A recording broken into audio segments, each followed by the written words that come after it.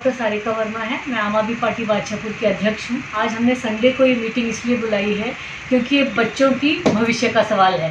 आज संडे है, कल आखिरी दिन है। बच्चों का एडमिट कार्ड कई स्कूलों ने दे नहीं रखा। आज इतने सारे पेरेंट्स यहाँ पे खड़े हुए हैं जो लड़ाई लड़ रहे हैं अपने स्कूलों से कि जो मुख्यमंत्री ने कहा था कि 20-21 की एनुअल फीस नहीं देनी पड़ेगी, केवल ट्यूशन फीस देनी पड़ेगी। इस मुद्दे को लेकर कई पेरेंट्स ने एनुअल फीस नहीं दी थी, मैं भी उनमें से एक थी। लेकिन जब 1 साल बाद मेरे को स्कूल से फ़ोन आया तो मैंने अपने बच्चों को तंग नहीं करना चाहा, मैंने तुरंत फ़ीस दे दी।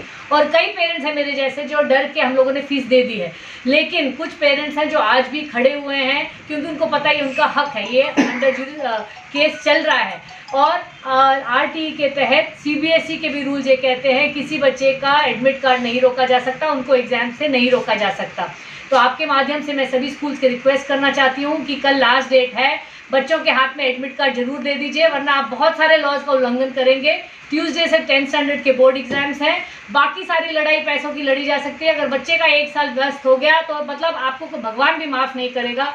तो आप सबसे रिक्वेस्ट है, सबसे पहले तो कल सुबह सब बच्चों के एडमिट कार्ड जरूर उनके हाथ में हो। अगर किसी का भी नहीं होता है तो डीओ के पास जाए, डीसी साहब के पास जाए, या हमारे अनामिका जी हैं parents from right to education से जो आपकी हेल्प करेंगी। और कल अभी फ्राइडे को भी हमने कई बच्चों का ये सुबह से शाम लगी रही, डीओ से रात को 9:40 पे ऑर्डर आ गया कि ऐसा कोई रूल नहीं है जहाँ पे पेरेंट वो बच्चे का एडमिट कार्ड रोक सके। दूसरी मैं आपको ये कहना चाहती हूँ कि जो हरियाणा के स्कूल्स हैं हर साल 10% फीस बढ़ा रहे हैं। और अब कई पेरेंट्स ने मुझे बताया कि पहले एनुअल चार्जेस और ट्यूशन चार्जेस अलग होते थे, अब उन्होंने इसको हेर फेर करने के लिए कंपोजिट चार्जेस कर दिया, तो सारा मिला दिया है ताकि ये सिस्टम ही ख़त्म हो जाए।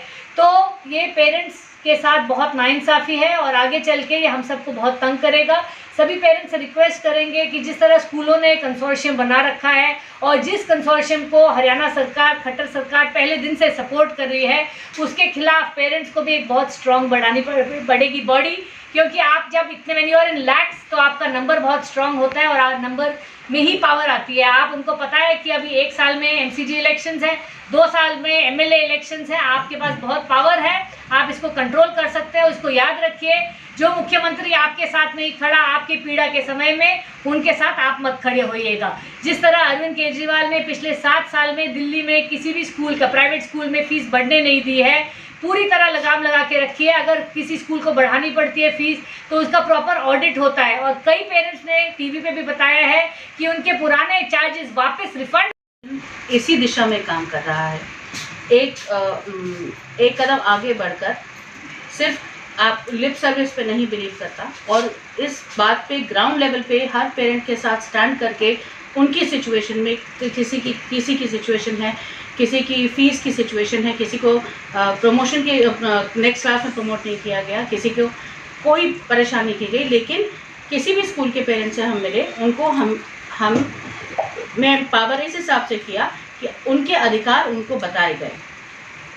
एजुकेशन लॉ के सिस्टम किस तरह से चलता है वो समझाया गया।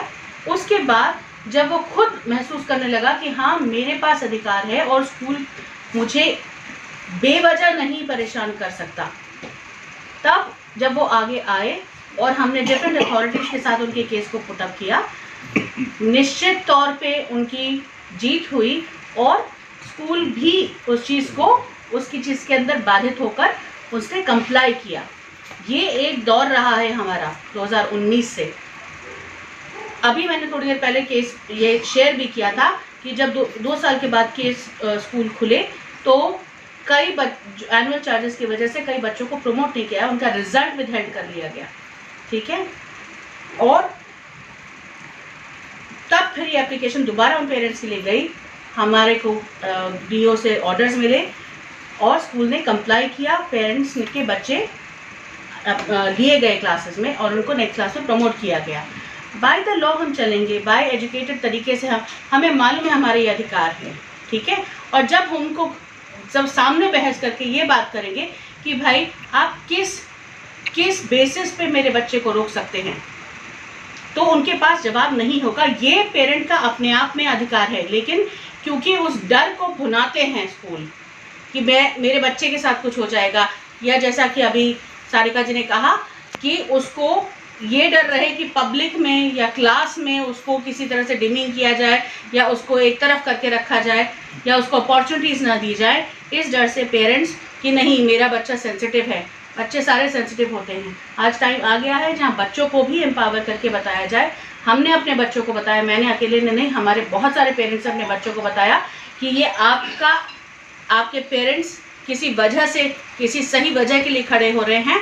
आपको भी हिम्मत रखिए, अंडरस्टैंड कीजिए और बोल्डली बात करिए। मेरे फादर या मेरे पेरेंट्स इस वजह से अपना पॉइंट ऑफ व्यू रख रहे हैं स्कूल के साथ और उसकी वजह से ये चैलेंज आया हुआ है।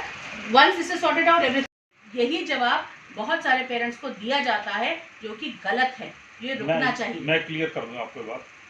डीईओ अगर ये कहते हैं कि ये सीबीएसई का स्कूल है और हमारे अंडर नहीं आता, तो हम सबसे पहले तो डीईओ से ही पूछ लेते हैं कि जो स्कूलों का संचालन हरियाणा राज्य में होता है, जो सीबीएसई एफिलेटेड हैं, सबसे पहले उनको मान्यता कौन देता है? मान्यता तो हरियाणा सरकार ही देती है। हरियाणा सरकार का शिक्षा विभाग ही तो देता है। जब वो मान्यता प्राप्त होता है उसके बाद ही तो उसको एफिलिएशन मिलती है।